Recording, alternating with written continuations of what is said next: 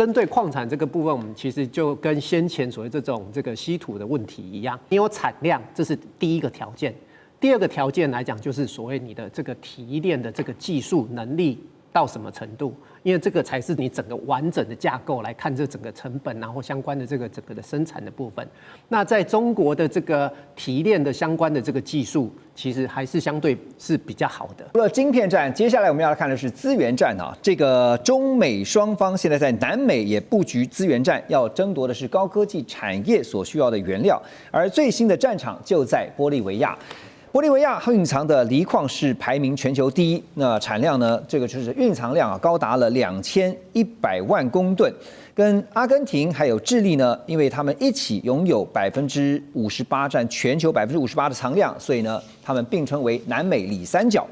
从2006年开始啊，玻利维亚在近20年来都在外交上是倾向中国大陆的。不过，新任的玻利维亚总统呢，就是中间派的这个罗德里戈·帕斯呢，在11月上台以后，面对通货膨胀率升到20%以上，创下30年来的最高。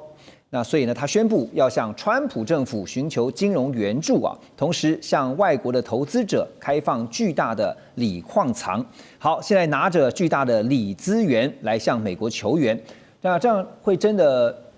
就是颠覆了中国大陆对于南美锂矿的一个控制权吗？而且我要问的就是，聂老师，您觉得美方帮得了这个忙吗？中方又会坐视不管吗？我先讲美方人帮忙，大家都知道，最近他们丢出了一个新的法案，叫 NSS 嘛，是 National Security Strategy， 国家安全战略。但这什么版？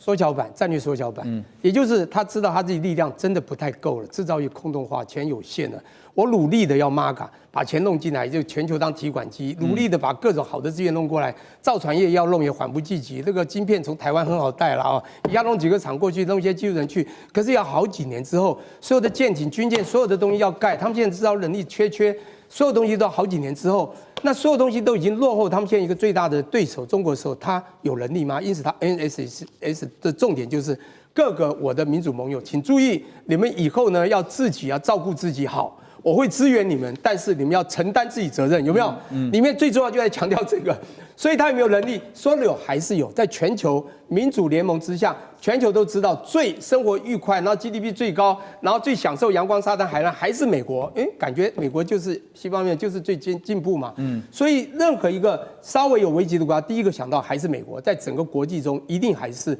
尤其中南美洲，当然跟这个美国就是不管怎么样，南美这个也比较靠近。还有，我觉得现在主要有个重点，就是这一次啊，在11月8号上任的这个他们玻利维亚才刚改选，对新的这个 PAS 这个总统呢，他是一个讲不好听是很保守派的，也是比较右派的，是比较属于现在当然就是现在全球都右派都变政治里面的主流，对不对？也比较请这个美国这边呢，因此他还有，我觉得这是第一个。第二个呢，我觉得他为了要自救，因为他们这次产生了一个很大的结构性破坏的经济问题。他这不是通膨而已，让民生这个问题是，他根本没有钱还外债了。他的整个外汇储备啊，啪，突然大降了85%，整个那个 foreign reserve 已经缺空了，他没有办法还。他必须用一些招数，有他的资源去求援世界最大的老大哥还是美国，这是一个主要原因。但是我觉得他可能搞错一个地方，就是我刚讲 NSS 这个问题，美国已经不再是过去那样的美国了，而这 BAS 呢，他搞错一个东西，他跟中华民国以前在1919年就已经签约，当然后来是中华人民共和国取代了很多的位置。1985年跟中华人民共和国签约到现在，其实非常友好的，一上来就要砍断，就要拿部分过去的资源要去向这个美国讨好。我觉得你看出来一个问题，就是这个总统他可能认知有限，因为他国际宏观不够，他不知道这个世界的变局变成什么样。我相信这个，我们讲不管他的国多大，你刚讲的离三角嘛，阿根廷啊、智利啊，还有他这些国家都我们讲了，我们其实台湾是一个智慧层次很高的，那些国家智慧层次并不会很高。总统他认为他跟美国关系好，他其实并不了解国际宏观，他更不会知道中国已经发展到什么样。像我们所讲的中国的起步啊，外军事科技的力量，他不会知道，所以他会觉得我现在要救国了，先抓紧老大哥再说。那最后的重点就是你讲的，美国基本上先自救了，要不然就有部分利益去帮他了。最后还是没有办法。如果他真的做多了，中国再去插手，最后美国还是会被抵制到很惨。这才是关键，就是美国现在还有余力在经济上面去援助这个玻利维亚嘛，哈。玻利维亚现在讲得很清楚，就是 show me the money 哈，我要钱啊，我就是要钱，我有锂矿场，但是欢迎你们给我钱。可是呢，在倒向美国的同时呢，也有分析，就是中信期货也指出啊，2026年将会迎来锂市场本轮周期最后的投产高峰，因为在全球这个锂资源呢供应量预计会增长30%，而增量主要来自于中国大陆、非洲这些地方的新建还有投产专案。那中国锂矿产的这个锂产量啊逐步攀升，明年预估将会超越澳洲，成为全球最大的锂矿生产国。产能攀升就会导致电池级的碳酸锂供过于求，所以造成了这个价格也持续探底啊。所以最近也看到中国锂业陷入了这个亏损的状态。而有亚洲锂都之称的江西宜春，在12月12号也看到他们发布了关于锂公告，注销27个这个采矿权的公示，计划要注销27宗采矿的许可证。所以市场就是这样子，供不应求跟供过于求问题都很大。那是不是意味着说，就算现在中国大陆失去了玻利维亚，张老师您觉得也暂时不会影响到中国目前在锂矿产业的龙头地位？好，那其实第一个我们先看的就是，为什么供不应求这个部分，我为什么要关闭的原因？那这个我如果关闭是因为我经营不善把它关闭，那当然是一件事情。可是如果今天另外一件事情是因为我在针对我的这个整个的发展里面，我把我整个包括所谓这个采矿的这个成本、提炼的成本，整个是相对比较高的，或者是造成所谓比较污染，或者是一些就是效率比较没那么好的，我把它做关闭，那其实是一个不见得是一个是不好的事情。是。那所以呢，其实针对我们这个部分来看，其实这个供过于求这个部分来讲，其实主要来讲，它其实这个关闭的原因是因为价格太低，那所以对它来讲，我们都知道供需的这个部分的问题，所以我今天我如果把我的供应的部分降下来，我的这个价格上来讲就会比较恢复到一个平稳、比较正常的这样的一个价格。是，所以第一个问题，它并不是因为这个就是相关的这个问题所造成，我才把它关闭的，并不是经营不善的问题。对，那再来讲就是说，针对矿产这个部分，我们其实就跟先前所谓这种这个稀土的问题一样，你有产量，这是第一个条件。第二个条件来讲，就是所谓你的这个提炼的这个技术能力到什么程度，因为这个才是你整个完整的架构来看这整个成本，然后相关的这个整个的生产的部分。那在中国的这个提炼的相关的这个技术，其实还是相对是比较好的。所以在假设这个玻利维亚这个部分的这个矿产，它可能譬如说它可能比较偏向美国这一边，那因为其实包括中国在其他的这个非洲啦、澳洲等等这些国家，对，其实都已经签有长期的这样子的一个合约，所以对他来讲，量可能有短期上来讲有一点点受到影响，但是长期而言，对中国这个部分来讲影响不大。对，所以其实我们刚刚说就是说它是属于一个正常调控的问题啊，倒不是说这个真的是。如外媒所说的这个，好像陷入了一个非常艰困的一个情况。是好，但除了锂矿之外，哈，其实还有最近在南美这边，大家想说是在争夺石油吗？因为川普呢，他现在把矛头就是把这个焦点呢锁定在南美洲另外一个非常重要的资源，也就是委内瑞拉的石油啊。因为川普最近不是下令吗？说美军扣押了这个委内瑞拉运输石油的影子船队。而根据《华尔街日报》报道，这些影子船队呢，大约有900艘这个船只，大约占了委内瑞拉石油出口的70%，而大部分的运油的这个出处啊，就是给亚洲的买家，年收益估了一下，大约是80亿美元。到目前为止呢，仍然有75艘油轮在委内瑞拉的水域徘徊，而其中一半都被列入是美国财政部的黑名单，所以现在扣押委内瑞拉运到亚洲的石油，是不是等于间接的在跟中国大陆抢夺南美的石油资源啊？这一点怎么看，将军？我认为应该是这样来看，因为最重要是要除掉这个委内瑞拉的现在的总统马杜罗。哦，那马杜罗在这一方面呢，他是强调是跟美国走不一样的路线，所以美国才会极限的军事施压。军事后来效果没用啊，这个 F-35、F-18都过去了，也侵入的委内瑞拉的领空，就是沿海的领空12海里嘛，它也来做擦边球，好像效果也有限呢。然后也做了这个我们讲的现在就变成邮轮管制，邮轮要收去之后，因为委内瑞拉穷，他现在的国民所得每一年每一个人才1900块美金，他是发展中国家，就要靠每一年80亿美元的这种出口来赚他的外汇。那这样的话，哎呦，那是不是掐到他的经济命脉？经济命脉怎么办？那邮轮管制嘛，不让你邮轮出口，你就要这些运油的人不是运到这个美洲地区，你是运到那个亚洲地区，我就给你管制住，我让你掐到你的肚子，看你能够怎么样，是这样。第三个才是军事行动，所以美国是有节奏的，他现在是掐他的这邮轮管制。那我看呢，这样子的话，看看马杜罗会不会政治转向，会不会做调整？我认为在这一方面呢，这个还要做观察，没那么简单。但是我们来看，那是不是中国在这一方面是不是跟那个美国这边强了，最后会拿下胜利？我认为美国会胜利。怎么说？因为美国有3大优势。第一个，美国有地缘的优势，美国的佛罗里达州距离委内瑞拉2200公里，我近。那中国大陆在北半球隔了一个太平洋，它跟委内瑞拉距离多少？2万公里。对，2000公里跟2万公里就知道谁的地缘影响大。当然，美国嘛就在我家旁边，就是第一个我讲的地缘优势。第一个，第二个，美国有军事优势。哪个军事讲谁投射到委内瑞拉投射最快？当然就是美国嘛。美国的航空母舰过去，美国的军舰过去，美国的战机过去，空中加油就过去了，2200公里啊。这些战略性。那中国大陆鞭长莫及，2万公里我没办法。美国只是隔了一个波罗，我们讲到的这个加勒比海，只是隔个加勒比海过来就到了，就是那么近，你怎么样？第三个，美国有历史上的优势。美国在1823年门罗主义，现在是2025年，200年了。门罗主义就讲说，美洲是我们美洲人的事情，你其他人不要碰。所以200年门罗主义了。那境外的想要来这个干涉，打破门罗主义，有这个历史上的困难。对，所以这样的，美国3大优势：军事上的优势、地理上的优势、门罗主义历史的优势。外国人想要插进来，你没有一个非常非常强大的这方面的力量，你想要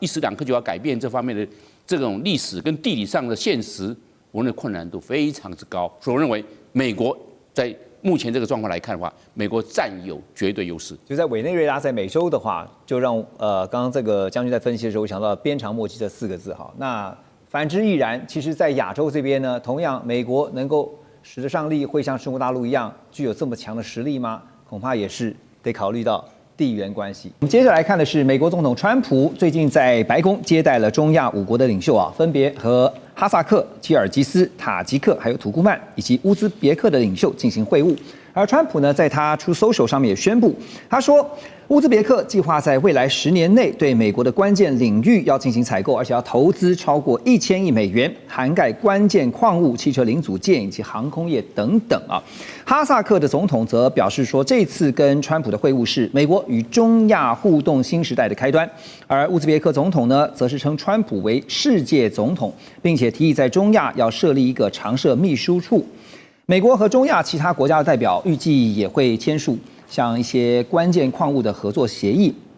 那其中的合作呢，包括了波音公司啊，要向哈萨克、塔吉克，还有包括乌兹别克的航空业者，合计出售多达37架的客机。那有一家呢，叫做这个 Cove Capital 的美国公司啊，会在政府支持的融资，在哈萨克啊来开采钨矿。好，现在看到都是呢，在中亚这边的战略感觉像是要找稀土资源的替代供应者啊。当然，这个也形同是这个长期就是在俄罗斯跟中国大陆主导下的这中亚呢，现在感觉上是要从这个地方来看看能不能挖一些墙角。在这个部分的机会跟风险，黄老师怎么看？这个地方啊，我觉得很吊诡的，就是说美国。各位如果记得，大概在10多年前吧，他把他的空军的势力深入了中亚，在中亚建立了第一个美军的空军基地。俄罗斯当时也没有能力阻止。现在稀土对俄罗斯也是重要的战略物资，俄罗斯也没有办法阻止美国在中亚的深入。而且呢，我们看到美国他这一次是大规模，他不是默默的来，他是跟中亚5国来个高峰会啊，把这个事情对。所以，到底是不是俄罗斯对于中亚的实质影响力相对的衰弱？我觉得这个是一个观察点。另外，当然，我如果想的邪恶一点，这可能完全不符合现实啊。如果这中亚5国跟俄罗斯关系还不错，会不会他们是帮俄罗斯吸住美国的一些资金能力，然后最后呢他们做不成，美国把钱啊能力就浪费在中亚了。这个是很邪恶的想法，但是反正政治上嘛，你怎么说有不可能的事？国际上兵不厌诈。对，好，那我要讲就是说，美国在这方面的它战略考量是什么？第一个，其实他在 G7 里面已经都讲过，他要用这个非市场工具，就是 non-market measures 或 tools， 对，去削弱中国大陆在稀土的战略地位。但是非市场工具其实很多种啊，包括你政府资金的补贴、政策的辅导啊，或者是你赶快加大你的战略储存量啊，或者是你要跟有能力的或者有资源的那一方进行开采跟精炼的合作。反正任何不是靠这个市场自由贸易来的这些工具，我美国或 G7 要做的我就来做。那第二个呢，美国其实很明显就是他手伸进到中亚，他觉得不只是经济上我可以得到稀土，而且我在外交上，中亚各国，你看把我讲的像世界总统一样。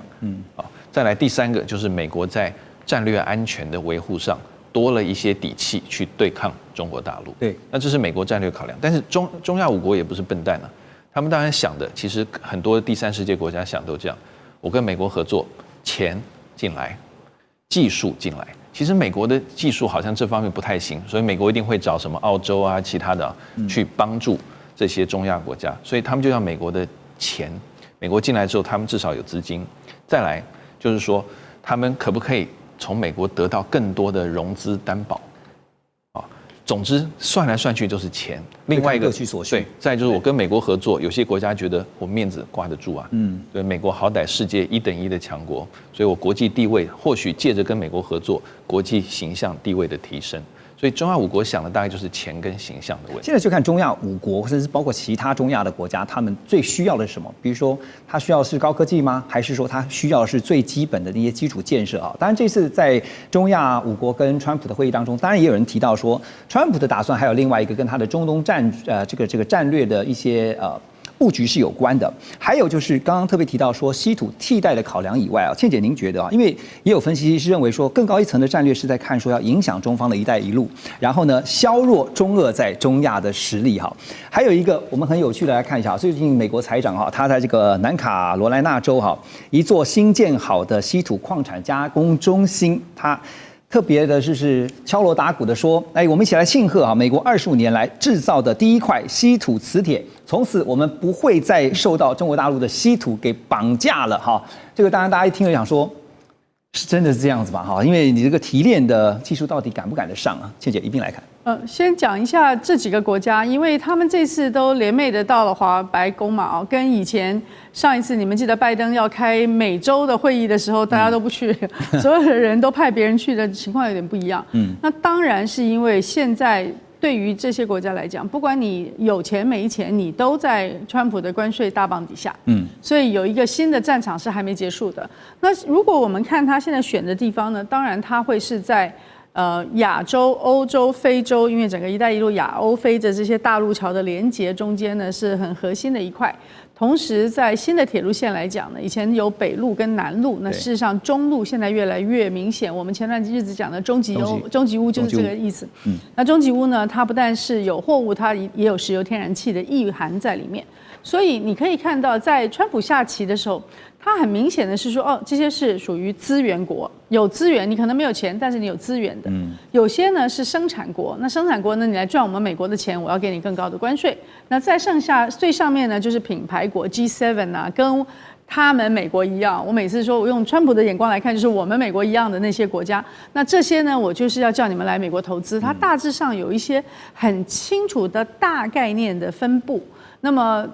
中亚的5国呢，都是资源国。你今天光看他讲的第一个啊，就是说乌兹别克10年内要向美国采购1000亿美元，他现在每年的 GDP 差不多1000亿，而且呢，要买的东西呢，要涵盖的是关键矿物、汽车零组件及航空业。我觉得他可能必须要在这些国家中间做一些以物易物或者是贸易交换，否则的话，这些资源国事实上是没有能力去买美国想要卖给他们的这些高阶的东西，譬如说要37架飞机啊，塔吉克跟乌兹别克他们要做的这些，那么他要如何去处理？他们这些国家，就是你想要他的资源，但是他没有东西跟你做贸易的交换，那么你要不要在另外一边呢？就是做融资的提供。对，所以他们谈的东西呢，有一项我觉得对这些国家可能是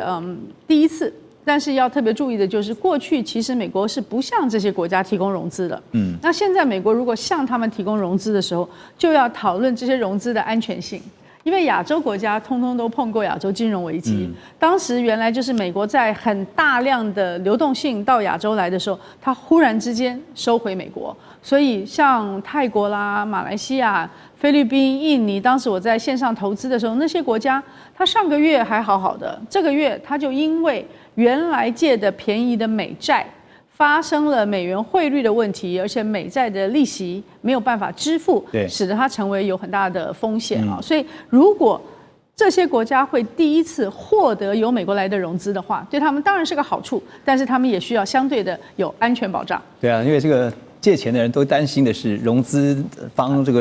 雨天收伞，对啊，伞收了那怎么办呢？接下来一大堆债务了哈。那当然，这个稀土这边呢，中国大陆也有一番这个反制的方法哈，计划实施一套针对稀土出口的验证后最终用途的机制，而且呢，强调是未来只会出口给没有美国军方联系相关的公司啊。这个验证后最终用途机制呢，可以履行。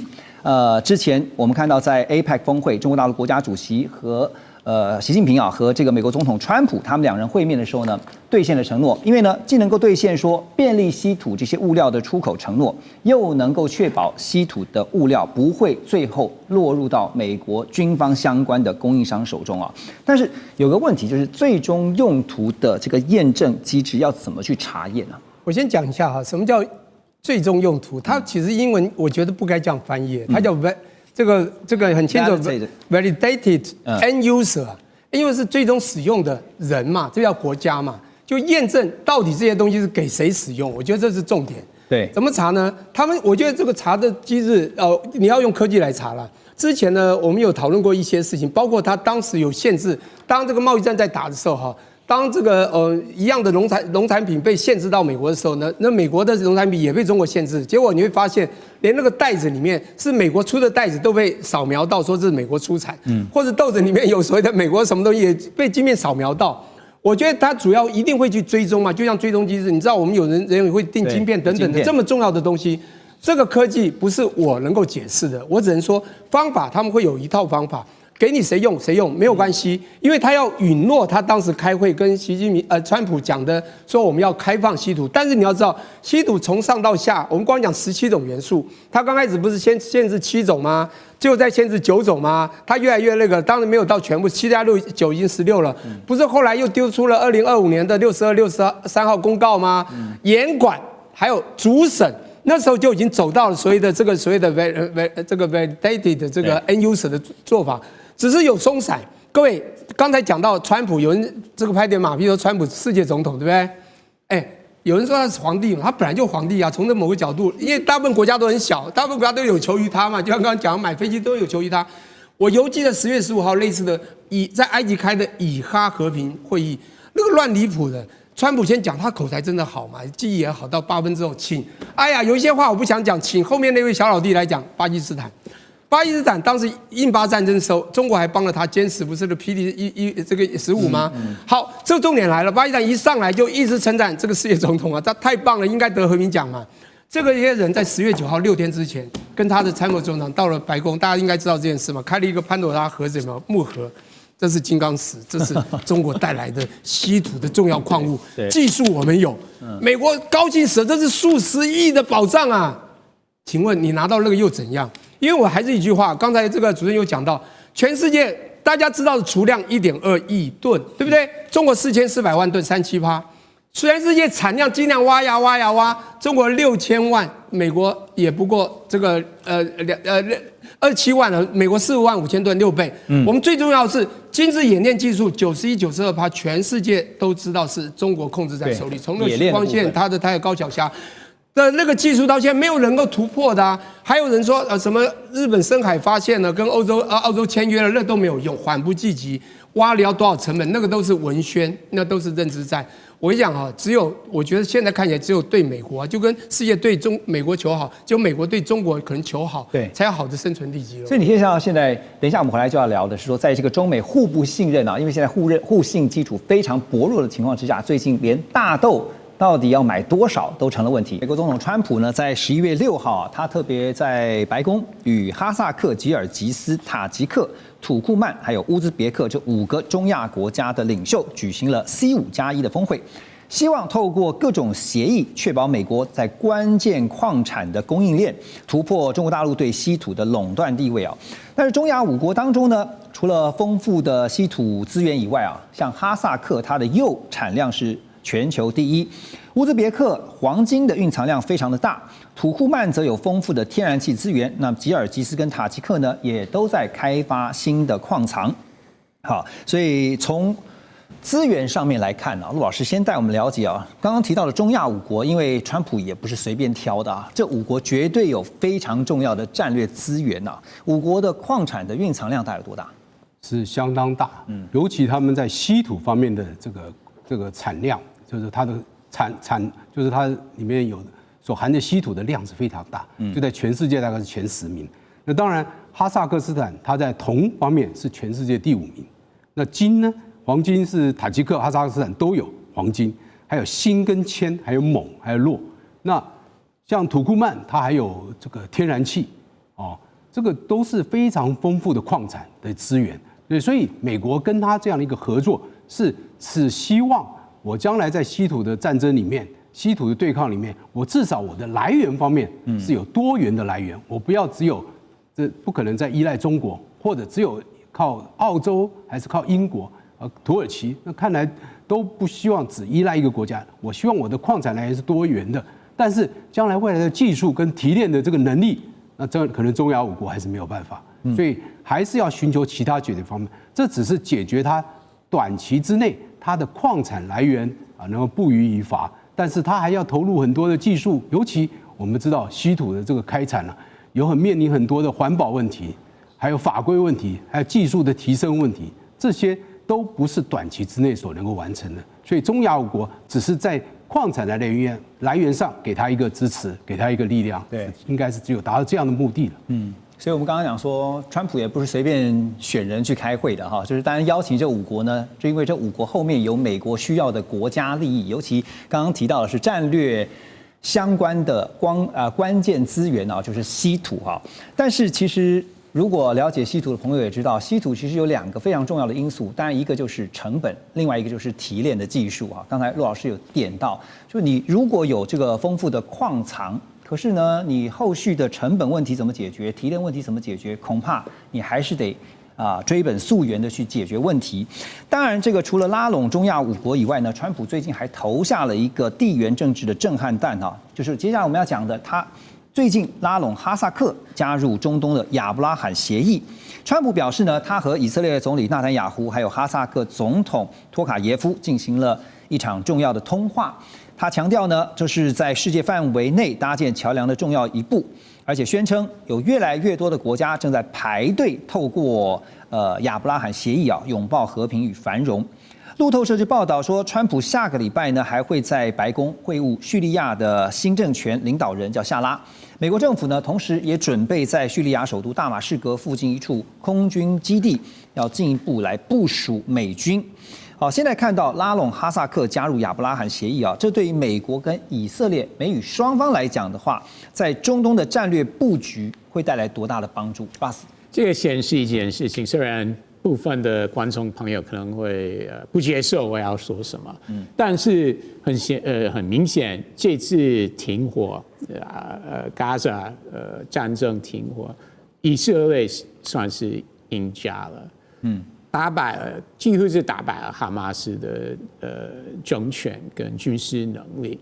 那美国也是几乎是很支持以色列对国家安全的需求，就是在这个川普的和平计划条件之内，几乎都是符合以色列的想法，内塔尼亚胡的想法，美国也没有明显答应以后支持巴勒斯坦可以成立国家了，也是符合以色列的想法。另外，不管是欧洲国家，或者这个伊斯兰世界国家，比如说卡扎克斯坦，也愿意跟以色列继续交往，甚至建交，对不对？那以后更多阿拉伯国家也会跟以色列愿意有交往、贸易，甚至加入 Abraham Accords 建交了。所以很多人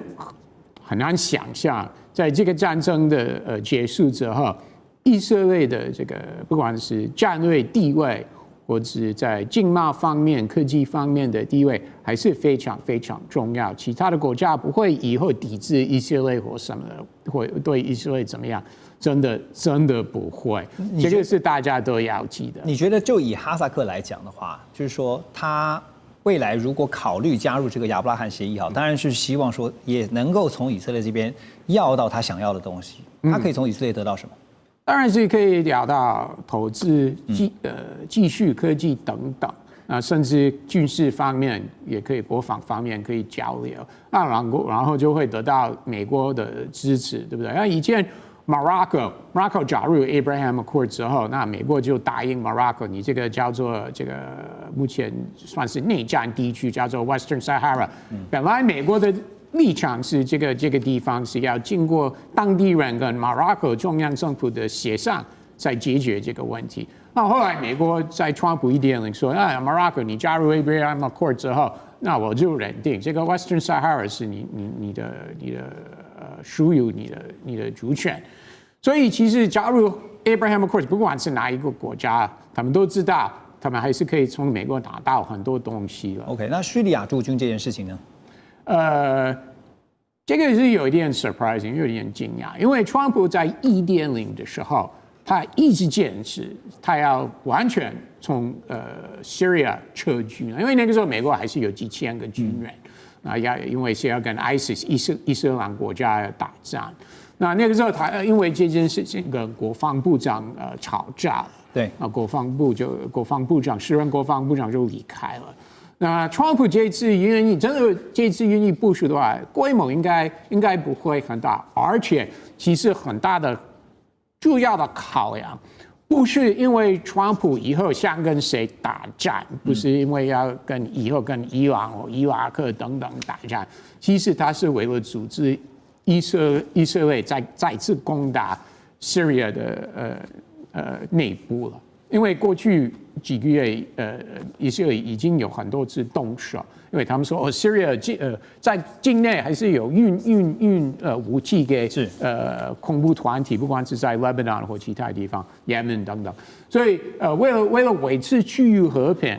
这个川普的和平计划或许因为这个考量，川普愿意在 Syria 重新部署。所以就回到刚刚你有特别强调一个论点在川普的心中，他的 number one， 他的第一个还是中东，第二个才是放在印太虽然说川习会落幕了，但是中美两强背后的角力才正要开始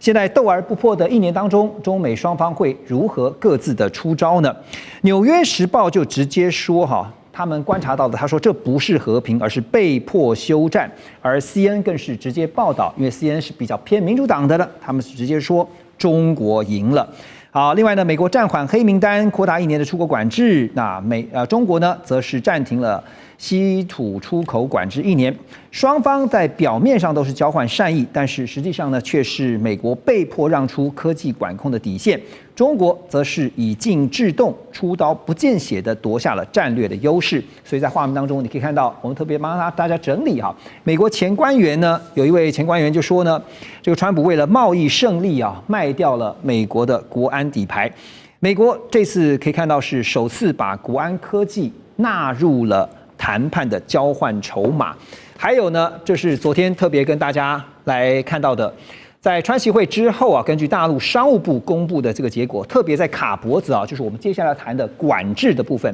美国暂停实施9月29号公布的出口管制50%穿透性的规则1年，而中方则是呢把稀土的管制啊也是延长为1年啊，暂停1年。特别刚刚讲说穿透式。这个美国出口管制啊，是美国先发动好50%的穿透式规则。简单来看一下，就是在9月29号所发动的。然后呢，这个主要内容是，凡是列为实体清单、军事最终用户清单这些相关制裁清单的实体，或直接与间接持有50%以上股权的子公司，都被列入是出口限制的名单。这个影响的范围非常的广泛。但这次呢，就强调说，谈的还不错呢，所以呢，我们把这个管制措施啊，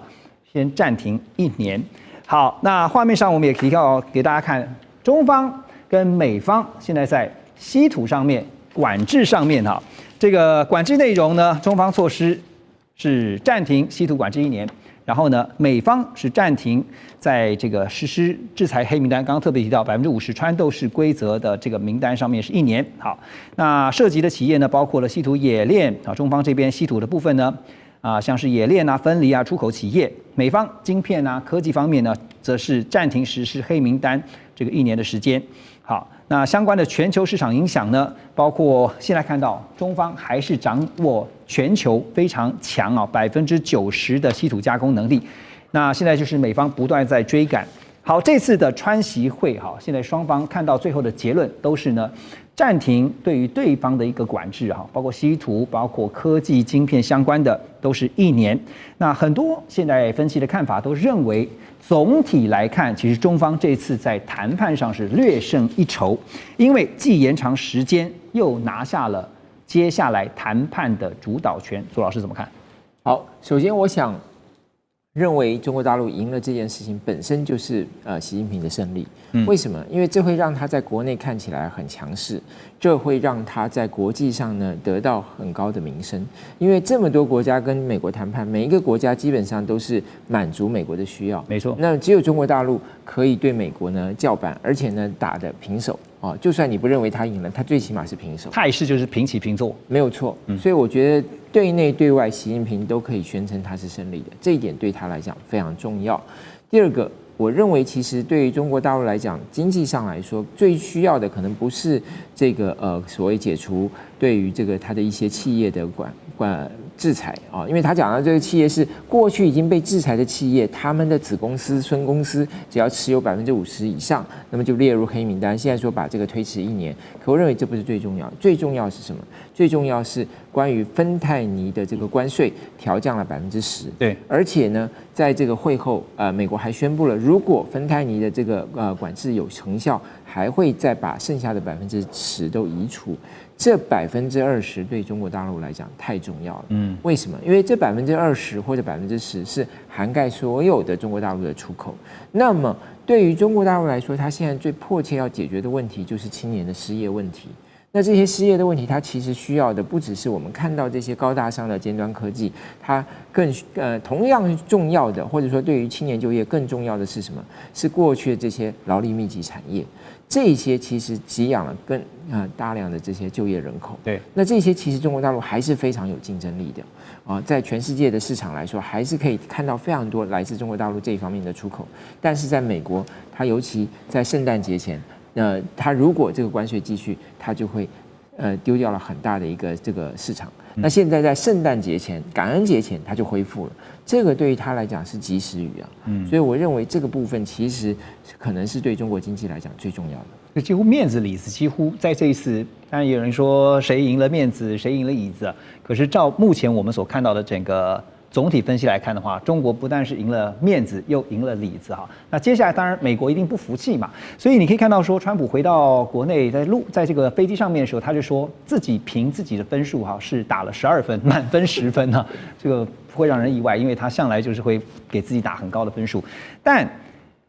在美中两强，就是老大已经达成了共识之后呢，又听到了美国财长贝森特呢，他又放话表示他说北京犯下真正的错误，因为美国2年内就能够摆脱稀土的依赖，真的吗？根据专家的分析说，美国即使启动像是曼哈顿计划级别的资源开发，至少也得5到7年才能够真正完全替代中国大陆的稀土供应。另外呢，中国大陆这边有4400万吨的稀土储藏量，占全球35%到50%，而中方呢控制全球稀土的加工、冶炼、分离的能力的比重呢，将近90%左右。某些重稀土分离环节，中方更是达到了99%的控制。所以以此来看，美方估计2年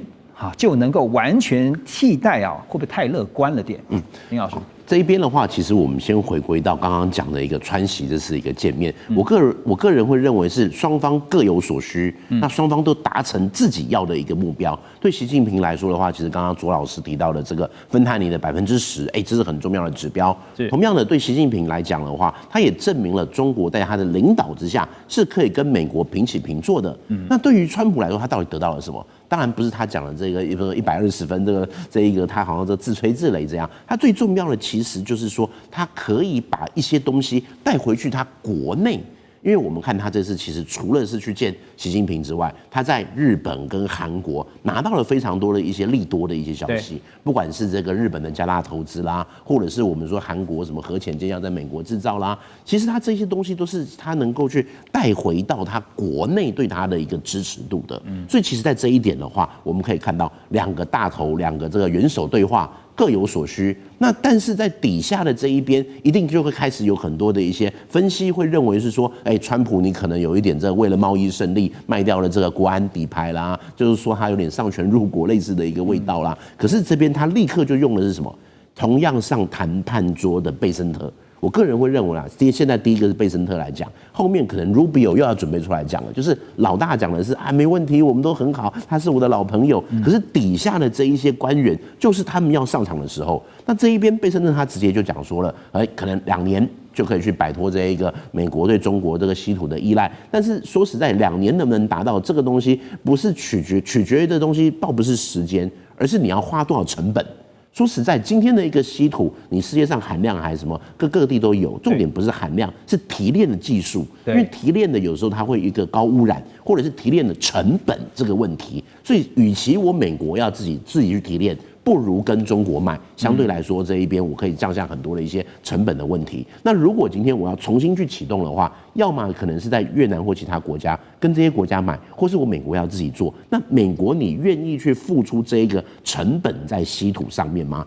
固然我们现在看到可能有国防的需求、晶片的需求等等的，让他必须要去做。但是在今天我们看到，这宣布1年制裁，这1年365天会发生什么样的事情？老实说，没有人知道。会不会今天的稀土又是另外一个只是谈判的筹码？所以我个人会认为，贝森特他今天讲这个话是讲给自己国内来听的。因为其实现在对川普来讲的话，他现在在这个外面感觉上这一次东亚行好像外交大胜利，可是接下来他要去面对的是他国内更多的问题。这国内问题我们可能等一下还会再讨论。没错，就是在这个关税，这个参议院否决了要他一些议案，这些东西其实是现在川普才要去面对的一个问题。所以这时候由贝森特放话，就是希望能够把这个我们讲说在谈判上面的稍微一点弱势拉回来一点点这帮这个老板稍微加回来一点分数所以刚刚林老师也点到一个重点，中美现在比的就是呢，接下来在休兵也好、暂停也好，这1年当中谁能够更快的摆脱对于对方的依赖，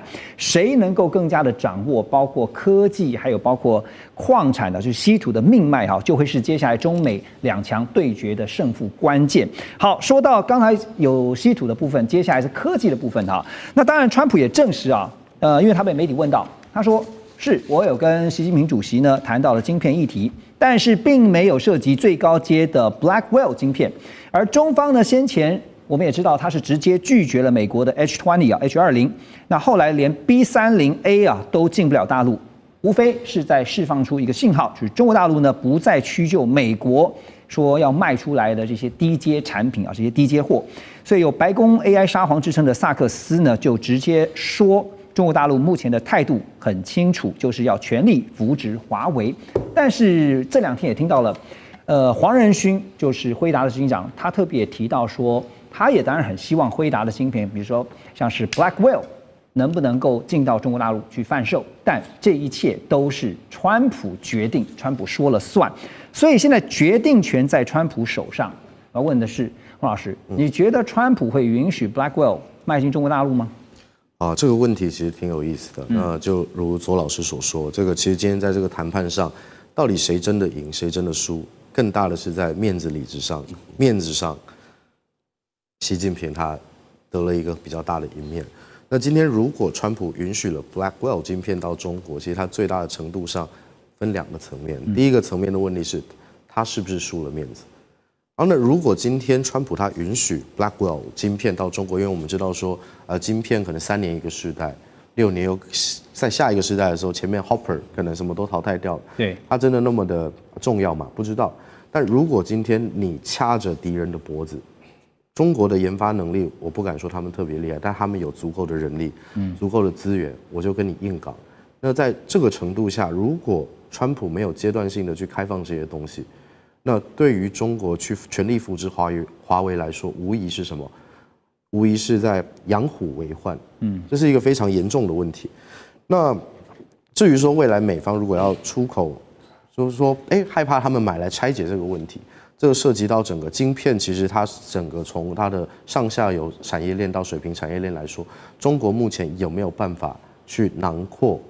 这些所谓的先进制程的部分？如果它没有办法囊括先进制程的部分的话，那即便它拆解它 IC design， 它还是没有办法在 NVIDIA 的这些技术上去做一个比较好的妥协。所以，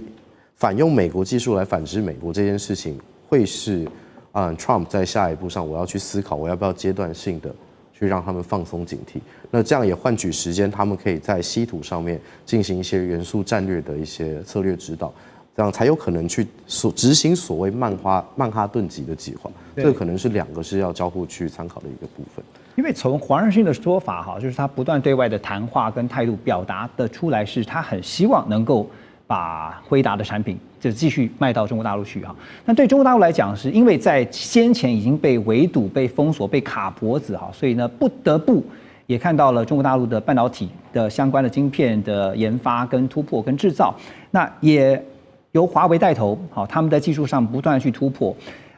所以呢，就算有这个辉达的产品晶片卖到中国大陆，其实是不是量也不需要太多？因为呢，它其实一方面也会影响到中国大陆自己，就是我们常常讲说，大陆自主生产制造晶片未来的发展。对这个，但这个地方其实比较危险，说少量的卖过去，他们说这个国安科技的问题并不在演算本身。对，那我们这 AI server 它分2个层次嘛，一个是说它的推理以及它的训练。那在推理的部分，我们知道明年2026年，其实辉达为了增加它的 market cap， 它不断的在推 edge computing 的晶片。那在这个程度之下，如果有很好的 pre-train 的这些晶片，就是这些所谓的高阶晶片，那中国在无人机发展的很好的情况下，那他们如果这样更快，其实会影响到国防军事上的一些差异，包含在未来军武的一些开发上面。对，所以如果顺着这个逻辑的话，您觉得那接下来如果是川普的话，他会听得进去黄仁勋的建议吗？这得看他能够，我觉得现在其实这是挺有意思的问题，因为跟对，那包含说这样子下来的话，川普有没有办法得到他想要的东西？因为川普讲了一句话，他希望制造业回到美国。聂老师觉得川普会听得进去吗？其实对川普来讲的话，他会去考量的，倒不完全会是说听得进去或什么这个什么回到美国啦怎样。最重要的是美国民众对他的支持度。因为其实我自己会认为，现在对川普来讲，他自己最 care 的，其实倒不是什么美国之争啊、关税、美中之争啊，还是什么，是现在国内的失业率问题，还有他的一个党团。这一次我们就看到这一次共和党又有人跑票啦。所以其实这国内的一些因素，如果他现在没有办法去把他的一个经济或者是民望拉起来的话，之后的期中选举可能就要来了。那这些对他来说，的确会是一个很重要的，他要去会对他会去思考的方向。